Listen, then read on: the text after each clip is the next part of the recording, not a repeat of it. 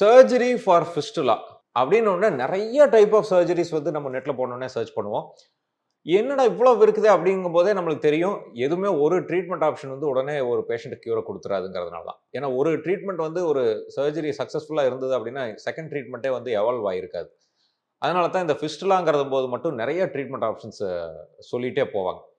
மெயினா வந்து நம்ம இந்த வீடியோல ரொம்ப முக்கியமான மோஸ்ட் சக்சஸ்ஃபுல் நான் ஃபுல் சக்சஸ்ஃபுல்ன்னு சொல்ல விரும்பவில்லை.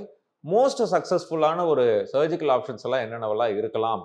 எவால்வ் ஆயி என்னென்னலாம் லேட்டஸ்ட் வரைக்கும் பண்ணியிருக்கிறாங்க? அப்படிங்கிறத ஒவ்வொன்னா ரொம்ப டீட்டெயிலா நம்ம பார்ப்போம். நான் doctor Ashok Shakti fertility and Srichakra மருத்துவமனை.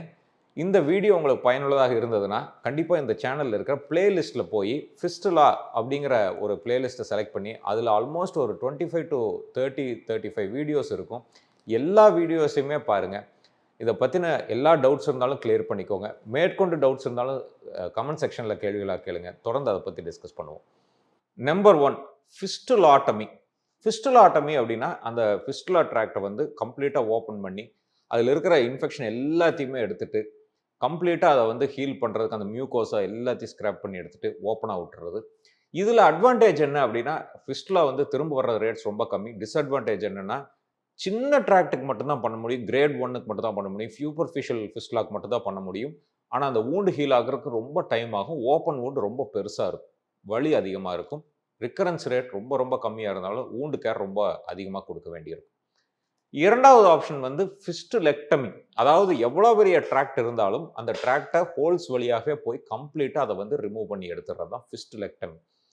இதில அட்வான்டேஜ் என்னன்னா, பெரிய வூண்ட் இருக்காது. சின்ன ஹோல்ஸ் வழியாகத்தான் பண்ற மாரி இருக்கும். அந்த இடத்துல மட்டும் தான் ஓப்பனிங் இருக்கும்.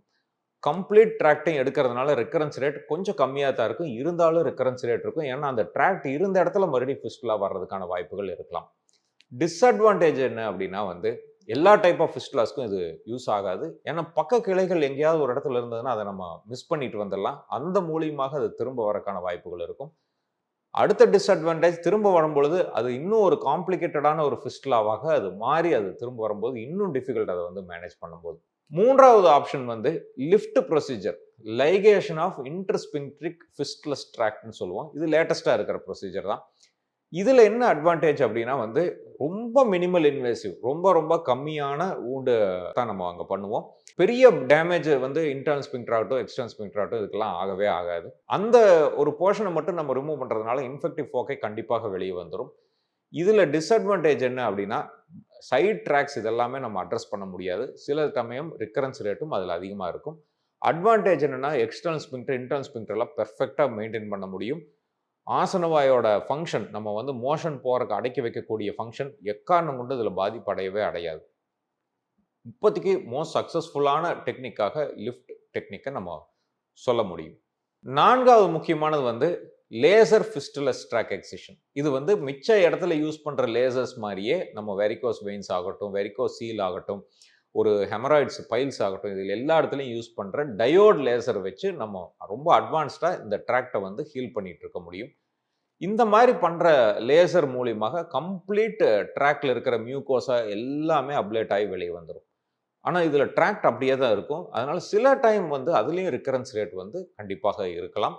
பட் லேசர்ஸோட காஸ்ட் வந்து ரொம்ப அதிகமா இருக்கிறனால நெறைய பேர் அத பிரிஃபர் பண்ணாமயும் கூட இருக்கலாம். 5வது முக்கியமானது VAAFT. Video assisted fistulous tract treatment அப்படிங்கும். VAAFT.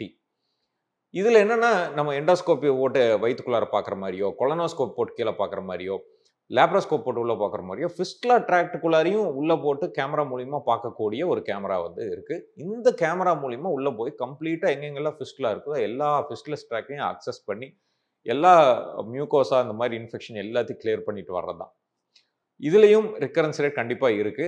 இது காஸ்ட் எஃபெக்டிவ்னு சொல்ல முடியாது. ஏன்னா, இந்த எக்விப்மென்ட் சார்ஜஸே வந்து ரொம்ப எக்ஸ்பென்சிவா இருக்கிறதுனால, வெரி ஃபியூ சென்டர்ஸ் தான் இது வந்து வச்சிருக்க முடியும். ஃபியூ சர்ஜன்ஸ் தான் இதுல வந்து எக்ஸ்பர்டைஸா இருக்க முடியும். அதே மாரி காஸ்ட் ரொம்ப அதிகமா இருக்கனால, சில பேஷண்ட்ஸ்னால தான் அத அஃபோர்ட் பண்ணவும் முடியும்.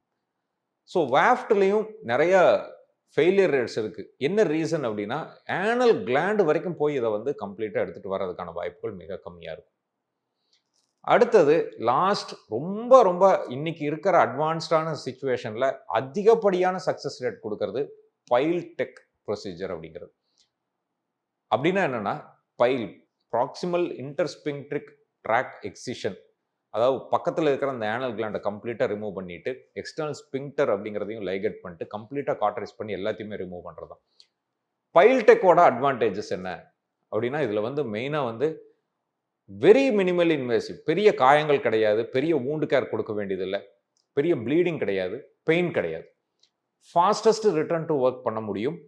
அதுல பெனிஃபிட்ஸ் என்னன்னா, பெரிய காயங்கள் இல்லாதனால இன்கேஸ் ரிகரன்ஸ் வந்தாலும் நம்ம பெருசா அத பத்தி பாதர் பண்ண மாட்டோம். இம்மீடியட்டா மறுபடியும் பைல்டெக்க ரிப்பீட் பண்ண முடியும். மோஸ்ட் அட்வான்ஸ்ட் இப்ப இருக்கிற ரிசர்ச்சர்ஸ் எல்லாம் பப்ளிஷ் பண்ணி ரொம்ப ரிகரன்ஸ் ரேட் கம்மி. அதாவது 100% கியூர்ங்கிறதும் வேர்ல்ட் லெவல்ல இதுவரைக்கும் ப்ரூவ் பண்ண கிடையாது. பட் ரிகரன்ஸ் ரேட் மிக மிக கம்மிங்கிறது தான் இதுல ப்ரூவ் ஆயிருக்குங்க. இந்த ஃபிஸ்டுலா பத்தின மற்ற பயனுள்ள தகவல்கள எங்களுடைய யூடியூப் சேனல்ல இருக்கிற ஃபிஸ்டுலாங்கிற பிளேலிஸ்ட்ல போய் பாருங்க. அதுல மோர் தென் 35 to 40 வீடியோஸ் ஃபிஸ்டுலாவ பத்தி ரொம்ப டீட்டெயிலா நம்ம பேசியிருப்போம். எல்லாமே பார்த்து டவுட்ஸ் இருந்ததுன்னா கேள்விகளாக அதிலேயே நீங்க கேட்கலாம்.